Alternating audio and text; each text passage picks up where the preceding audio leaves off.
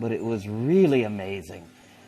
And just the production that comes out of this mine, you can easily see it's one of the most prolific tourmaline and gemstone mines in the world. The excitement really mounted, especially as we started to descend the ladders down into the mine. We were following Beatrice, one of the mine owners. We tried to keep up with Beatrice as we were descending down into the mine and coming back up, but she was in too good of a shape for us.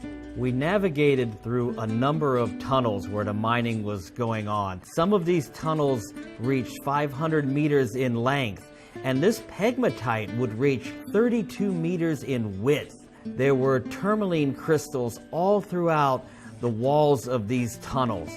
Then we came to areas where the mining was actually taking place. They would create the tunnels by blasting, but the mining was all done by hand tools, digging into the soft pegmatite to remove the tourmaline crystals. All of their mining was done by hand so as not to damage the tourmaline crystals, constantly using pickaxes to dig away at the pegmatite and get to the crystals of tourmaline. Or sometimes also they would find crystals of tourmaline that were embedded in quartz. Look at this miner that was digging away at this large quartz crystal that had tourmaline crystals associated with it also, using water to wash away the dirt and get better visibility of what they were digging out of the wall of this mine. Now the final extraction is going to be breaking it away from the wall with the pick and removing it by hand, making sure not to damage any of the crystals. Washing it with water here, and take a look at that long green tourmaline crystal right there in the quartz.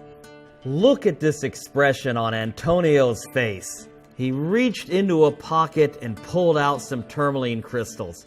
All the family members expressed every day was an excitement, an adventure to see what they could find. Now he's feeling very large crystals in this pocket, but also a lot of smaller crystals. So he's determining how they will go about removing these crystals, not to damage them and to get all of the production they can out of this pocket. Antonio is examining some of the material that he's pulling out of the pocket, looking in the pocket, reaching in there, feeling some of the crystals, looking at the rubellite crystals, making decisions that how to extract it, to now remove some more of the quartz with tourmaline embedded, some of the pegmatite around it with the pick hammer to get better access into this pocket. Intricate, almost surgical work with the pick hammer to get at these crystals. Look at the wall around the pocket. All these black tourmaline crystals could be rubellite or green colors behind them. See the black tourmaline crystal just to the left of this miner? That could be all rubellite or green tourmaline behind it. But this miner is focused now on developing this pocket and pulling the material out of it. He has a handful of some of the smaller material for us to take a look at, but this is just the beginning of the larger crystals that are inside this pocket. After the day's mining, we went to the processing plant, which, although simple, means washing in wire screens, very effective to retrieve the production of the day. In fact, you could see large crystals bouncing around on the screen as it was being washed.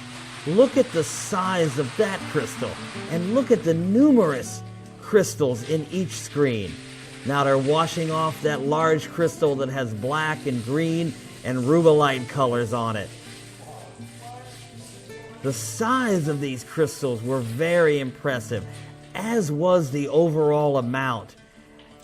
And according to the family, this was not a highly productive day that we were there, but still numerous crystals just in this one basket being washed, stacked up on the side of the barrel of water.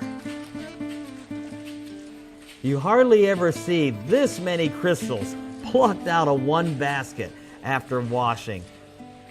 Now look at the handful of these crystals, just from one basket being washed. You can understand how this mine produces a total of 8 tons of tourmaline crystals a year.